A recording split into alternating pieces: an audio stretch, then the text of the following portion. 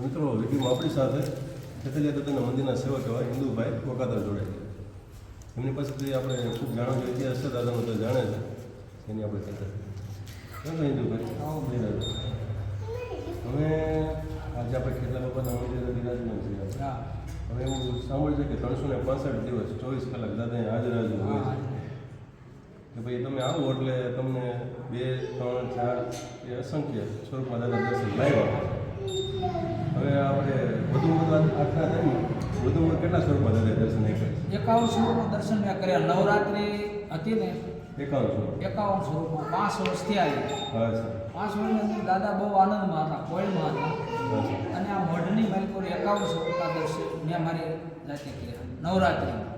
કારણ કે દાદાનો એવો ઇતિહાસ છે કે બધા માતાજીઓને રાજા રાવણ વખતમાં બંધન કર્યા. બધાને કુળદેવી હોય, બધાને ગમે એના કુળદેવી બધાને બંધન કર્યા રાવણ.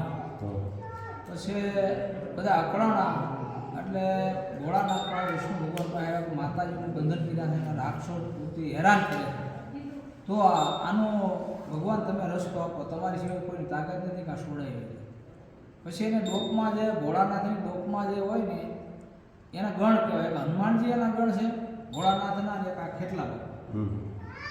એટલે એને ખેટલા બાપાનો ઓર્ડર કર્યો કે તમે જાઓ આ માતાજી બધાને છોડાય.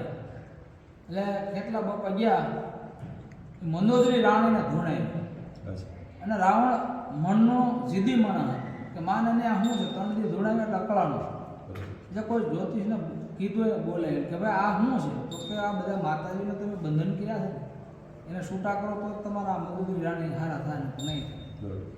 પછી બધા માતાજીને એને છોડાવી બધા લઈ આવ્યા. એટલે ભગવાન પાસે આવ્યા, ભગવાનને પ્રાર્થના કરી, આજ્ઞા કરી. એટલે માતાજીએ ભગવાનને એમ કીધું, ભગવાન હવે આ જે દાદા આવ્યા ને અમારી હારે બેસીએ ને કોઈ પણ કુળદેવીની હારે ખેટલા બાપાનું ખરું બિહારે પછી બેસીએ. અને એને હારે ગમે એને દરેક કુળની માલિકો જે કુળદેવી હોય એની હારે ખેટલા બાપાનું ખરું હોય. એટલા માટે નાનું મંદિર કે મોટું મંદિર માતાજીનું સ્થાપના કરો ને ખેટલા બાપાનું સ્થાપના કરો. તેમાં આપણે એમ કહેવાય કે ભાઈ ક્યાંય પણ આપણે માતાજીના માંડવાનું આયોજન થયું એટલે ભુવા ધોતા સૌથી પહેલા ખેટલા બાપાને કરે. 33 નો આગેવાન જે 33 કહેવાય છે ને, 33 નો આગેવાન, 33 આગેવાન. એટલે આ વસ્તુ એવી છે, હકીકત સત્ય ઘટનાનો ઇતિહાસ એ છે. પછી અમારે વર્ષો પહેલા કાના બાપા થઈ ગયા, ભુવા બાપા ક્યારેક દર્શન દેતા બાપા ક્યારેક દર્શન દેતા.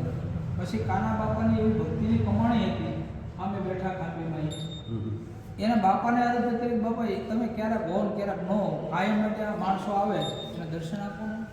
એટલે બાપાને યારે બંધાણા 24 કલાક દર્શન આપો. 10 સ્વરૂપ હોય, 11 સ્વરૂપ હોય, 5 સ્વરૂપ હોય, જેના જે ભાગ્ય હોય એ દિવસે દાદાના દર્શન અહીંયા 24 કલાક થાય. ગમે ત્યારે બાપા હોય નો કાંઈ મઢમાં હોય એવું બને નહીં ક્યારે. અને 20 વર્ષ ત્યાં 20 વર્ષથી હરિહર ચાલુ છે. પછી કોઈને પોષ નહીં ફાળવાની, આટલા દિવસ જમીન વ્યાજ તો જ આવું શું મૂકે ને કાંઈ નહીં, કોઈની પોષ નહીં, કાંઈ નહીં. જોઈ દૂરથી જે ભાવિકો એના માટે સરસ મજાની રોકાવાની આયા 100 માણસો રોકાઈને ગાડલા ગોદડા બધી વ્યવસ્થા છે. અને દાદાએ કરી.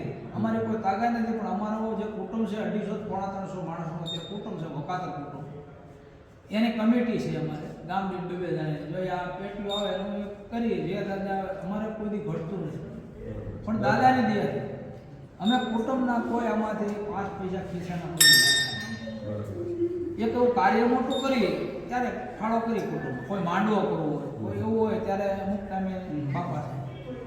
એટલે કોઈ એવો ટાઈમ હોય ને ત્યારે અમે કુટુંબનો ફાળો કરી. નકર બાપા બધું પૂરું પાડે, છતાંય બાપાને કોઈ ઘટ ન હોય. અમુક માણસો એમ કહેતા હતા તમે વહીવટ અભણ માણસો છો, અમુક કે અભણ માણસો નામ તેમ.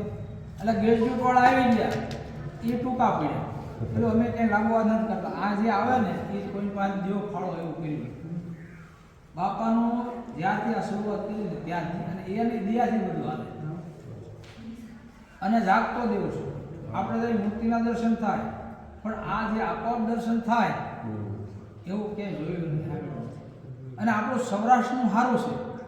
આપણું જે સૌરાષ્ટ્ર છે ને એ દેવભૂમિ છે ને એમાં સારું છે. બાકી તમે ચારધામની યાત્રા જાઓ, આડો પડદો મારી દે, બસવાળા જાય તો આપણે સાંભળ્યું છે.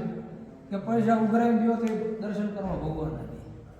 આ એક લેવાની વૃત્તિ છે અને આ નથી. આટલા મૂકો કોઈ કહેવાનું નથી. જે ઈચ્છા હોય હરિહર સારું, સા પાણી સારું, અને માણસ જોવે એટલે પ્રેમથી મૂકે. હા, અને આ વસ્તુ કેવી છે ભાઈ, સત્ય ઘટના છે અને એના ભગવાન દઈ લે છે. વસ્તુનો કોઈ તૂટ આવતો નથી. એમ આ 33ના આગેવાન છે. કોઈ પણની કુળદેવી હોય એના આગેવાન છે. એની યારે ફળો બેહે તો ધર્મ બેહે, દેવ બેહે.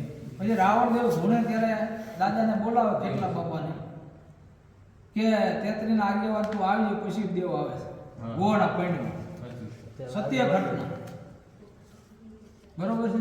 હા, પેલા આયુના આગેવાન છે પણ એને કામ એવા કર્યા છે, માતાજીના બંધનમાંથી છોડાવ્યા છે. આ દાદાએ કામ કર્યું. પછી રામનું ભગવાનનું કામ હનુમાનજીએ કર્યું. બે શક્તિવાન છે. કેટલા દાદા અને હનુમાન દાદા, અને બે ભોળાનાથના ગણ છે. અમુકને ખ્યાલ હોય, અમુકને ન હોય. આપણે એવું નથી કહેતા કોઈને નહીં ખ્યાલ હોય, પણ અમુક જાણતા હોય, અમુક ન જાણતા. સત્ય ઘટના આ છે. ખબર આપણને અને દિવસની વાત તમે જાણી. જય દાદા.